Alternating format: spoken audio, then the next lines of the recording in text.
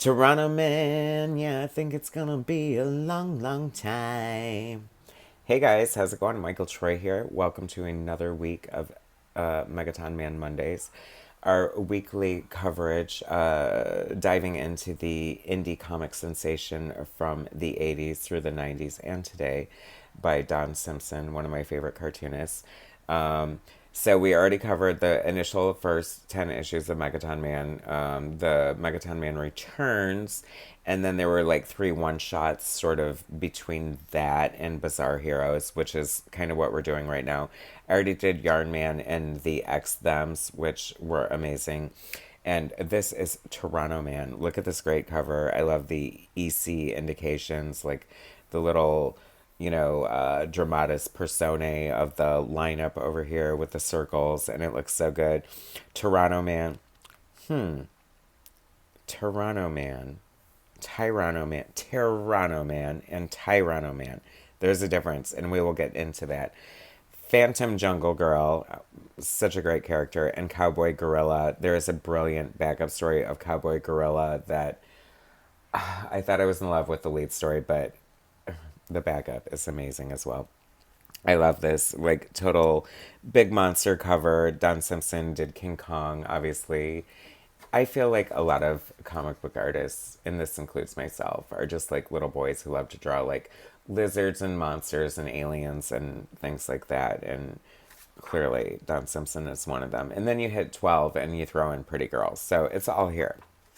Anything you could want and more. And probably a few things you didn't know you wanted. And a few things, frankly, you probably don't want. But that here we are. Can I point out how great this is? So this is like newsprint. It looks amazing. It's in black and white. Don Simpson has is in the like I'm at the top of my game era. Like he's gone to art school at this point. He's gone from his like slightly more indie looking stuff to this like super polished. Like the inking is on point. He's using a lot of screens and effects. I think he's frankly just showing off at this point. Like he's like, yay, I just took some art classes, so look at how great my art looks. Which arguably, why else would you take art classes, right? And I mentioned this, did I mention this last week? But there's this thing happening with the inking, and I feel like it's short lived because I don't think I see much more of it after this. Beautiful colors, by the way. I think Don's coloring at this point, and he's just like I said, he's gone to art college. Like, he knows what he's doing. It was all like instinct before that and gorgeous raw talent instinct, but he's gone from his like more indie era to his more polished era. I feel this is way more in line with what we see even today.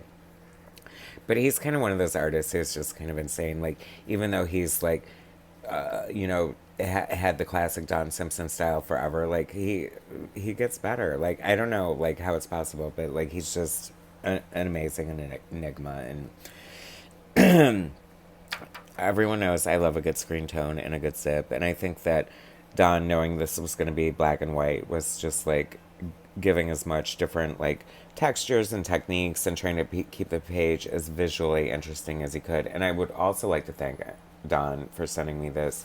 I was missing Petrano-Man, you know, an indie book from the 80s through the 90s is like obviously maybe not going to be the easiest thing to track down. I've been pretty lucky, to be honest with you. The Michael Troy effect is going to make these back issues next to impossible to find. So I do urge you to like, hit pause, go to eBay, order this crap now, especially Petrano-Man. It's so good.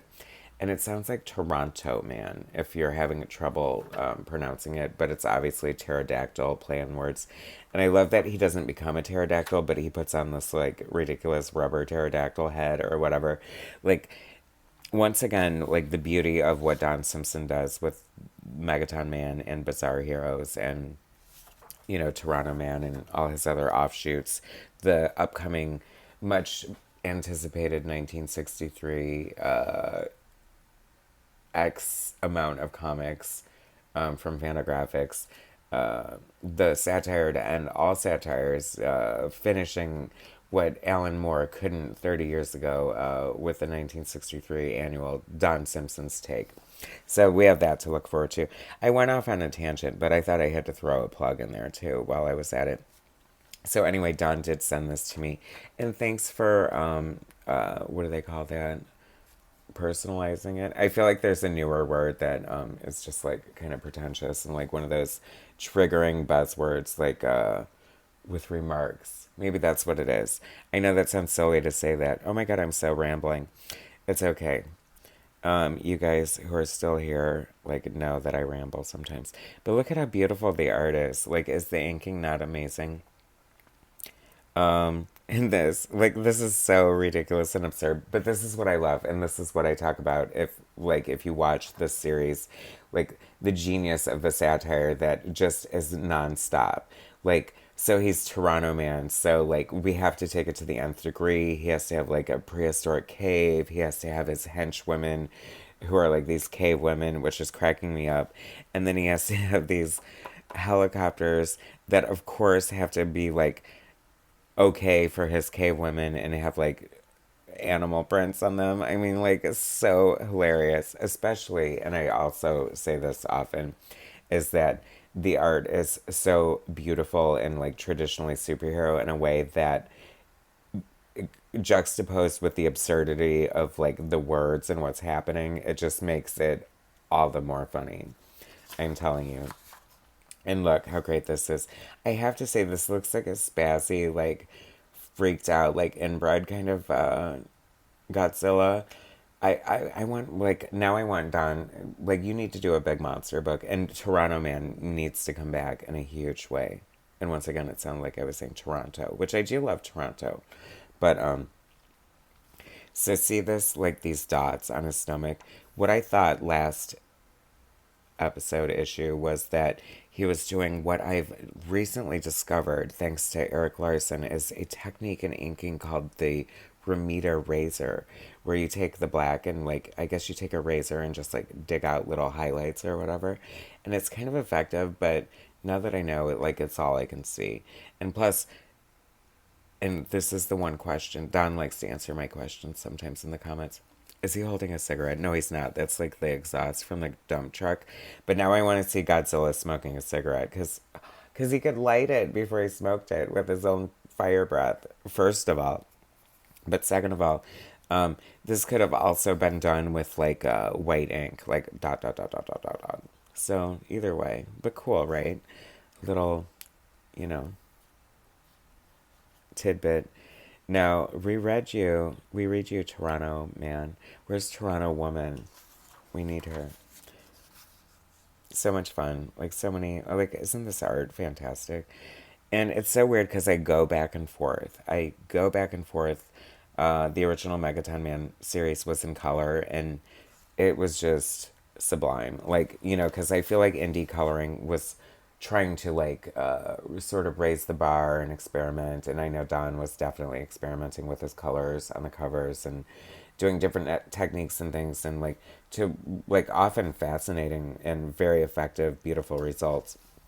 But on the flip side of that is that I just love artist editions. I love the pen and ink. I love seeing it at its bare minimum, and you're getting that here. In the omnibus, by the way, there's a two omnibi. Um, I think Don Simpson coined the term omnibi, but maybe not. In our exclusive interview, our first interview, I've talked to him several times, and you know, oh, so there's two omnibi covering the Megaton Man. And I hope that leads into, like, I hope that in 10 years from now, we have enough new material for a new omnibi. Because, like I said, so many, like, I've fallen in love with these characters over the weeks doing this series. And, like, what started out as silly satires and avatars and doppelgangers and stuff have become realized characters that live and breathe in my heart and my mind and that I love. And I would love to see, like, where they are now, what's happening. I mean, it's been a long time since they've been around. Look at this beautiful shot here.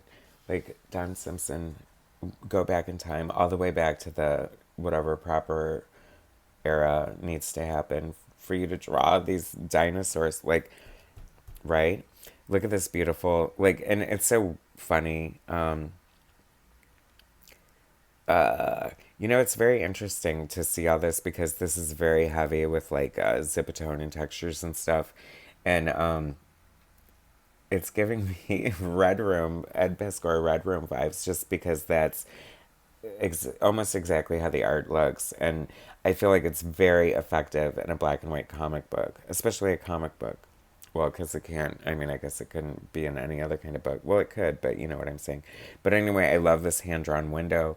This is, a reason to lament like digital art is just because I don't know. There's just something so beautiful about each little window being hand drawn here.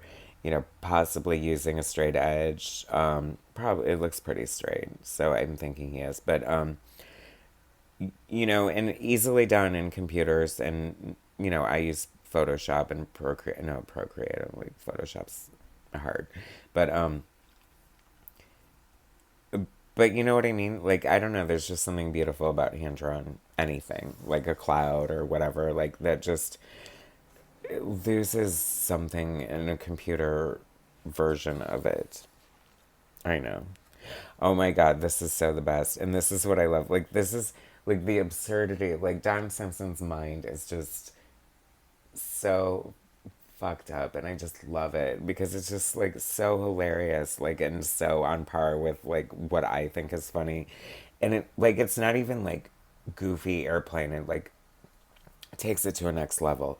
So he's in midair struggle with this Tyrannosaurus, who, of course, we get the small arm joke at one point.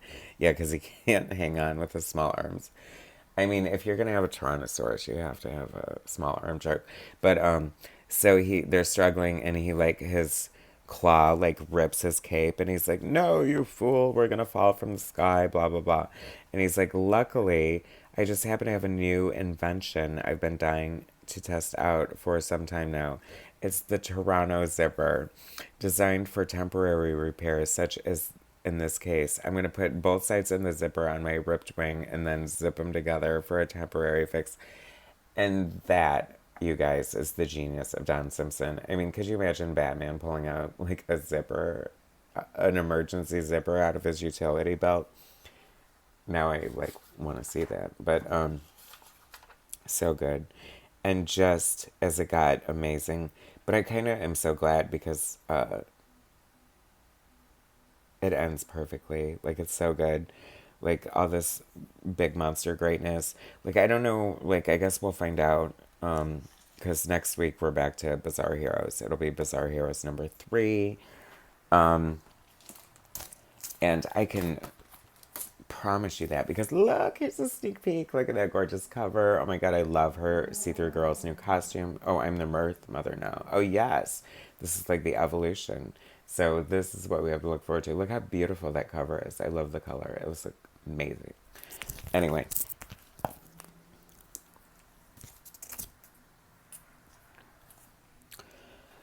so that's the end of Pterano-Man. I hope he comes back. We'll see in Bizarre Heroes as we continue. And that's The Crypt of Crime. This is so the best for so many reasons. It's like wacky Silver Age all over the place. We've got the brain in the case who takes over the body of the gorilla, and then and Phantom Girl is his girl Friday, and they all solve crimes together. But one of the funny elements is that once he goes into the gorilla, he like sort of has the primal ape urges still, and acts a fool, even though he's supposed to be this genius brain. And so this story is like all wacky, Freaky Friday. And this, I'm sorry, but this speaks to the genius of and the nuance of the subtlety of the art and the sort of just ability. It's like comedy is notoriously not easy. So to be able to pull it off, there's just something silly about the bang bang and just like the smoke rings around the pistols and him just like shooting them off, and then her bitching about it. Jesus. I don't know, it just fucking kills me. It actually kind of speaks a little bit to the Midwestern sensibility. Maybe that's why I identify with Don so much. I don't know. It has to be something. Too nuts, I guess. So then And then he like chases her around the office and she's like, not this routine again. And I love it because in a way, like it's so weird because it's like it's just calling out it's like typical sexist behavior. Uh, but it like calls it out in the best way possible, like him chasing her around. She's like, oh, not this again, you know what I mean? It just like it's so funny. I just feel like it's so kind of honest and realistic in a hilariously unsettling way. That's also super entertaining. But then the best part too, I mean, and once again, Don Simpson with your genius, your foreshadowing, your foretelling. Um, so they switch bodies in the wrong way. So now the genius is in the body of Phantom Girl, and Phantom Girl is in the gorilla. I don't know where the gorilla is at this point. I guess he's in the brain. Or do we not care where the gorilla is? Oh, see, isn't that sad? We don't care where the gorilla's brain is. The gorilla is just as much a part of this as everyone else. He's not just a body to be used by Phantom Girl and Brain Person as they please. Um, so then here comes Phantom Girl's fiance's, and he's like, I'm like, oh my God, you tied her up. And she's like, yeah, you know how sexy she is. And he's like, oh, by the way, um, it's really me, the brain. And, sorry, but I'm straight, so I can't be with a man. And he's just like, then the fiance's like, you're in luck. I'm a woman. So now we can be together. Like, oh my God, that was like the gender twist I was not expecting. And I think it's hysterical. Then, as if it wasn't good enough, this is almost reading like an anthology. We have a third story featuring Miss Megaton Man and the Dork Nuke. And once again, the art is just like giving level after level after level. And I feel this might be the last time we see the questionable Ramita razor technique, because I think too many gimmicks are happening. I think Don was like, okay, I have a degree in art now, and I'm just going to bring every tool I have to the table, plus my Ramita razor. But I think he let it go. Like, doesn't it seem a little distracting in a way? It's like, why the dots? I don't get it. I mean, I like it. I mean, it looks fine, right? It just adds another texture, but almost an unnecessary one. And I do wish there would have been a light screen tone on Megaton Man, just because it's too, all like it almost makes it seem like he's all white or something. And I don't mean that in any sort of way. Oh, poor See-thru girl. She's the new mom. She's at the end of her rope. I mean, there's a lot happening here, but spoilers, whatever. Swipe. I don't know. Megaton Man is so good. This was so much fun. I love PTERANOMAN. Oh my gosh. Back to Bizarre Heroes next week. Lots of fun here. And a great pinup to end on. Don Simpson. Oh, that's such a great nickname. I like that. On sale now. Megaton Man. Volume 1, the world's most bombastic hero, in softcover and signed and numbered limited edition hardcover. Holy Toledo, fellas. I need to find that. Like, did that happen for real? Like, never seen it on eBay. It's got to be coveted. Readers, commenters, let me know. And then the Spirit case book on the back. Oh, well, there it is. The Spirit is 50. PTERANOMAN, I think it's gonna be a long, long time. My new favorite fucking character. So gorgeous, so much fun. Be back next week for Megaton Man Monday with Bizarre Heroes number 3. Cannot wait to share it with you guys. Subscribe to my damn channel if you're still here and awake. Hit like, share my content, and I will bring you more soon. Thanks, guys.